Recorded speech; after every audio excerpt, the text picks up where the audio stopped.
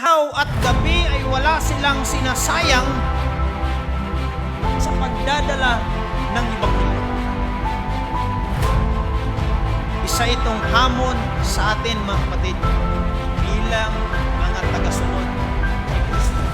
At gayon din kay Apostol Pablo.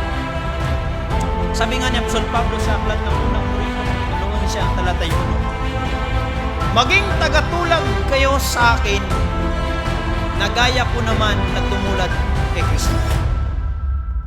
Pang ginagawa natin ang mga bagay na ito, mga kapatid, sa pagtawag sa kasalanan sa kanyang tunay na pangalan, maharap po natin dito yung iba't ibang mga pagsulong.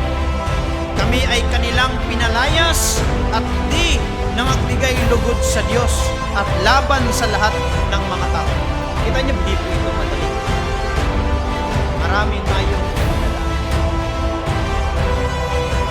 Habang dinadala natin ang mensahe sa mga tao upang sila'y mabunot mula sa pagiging alipin ng kaaway ng Diyos, gagawa din ang kaaway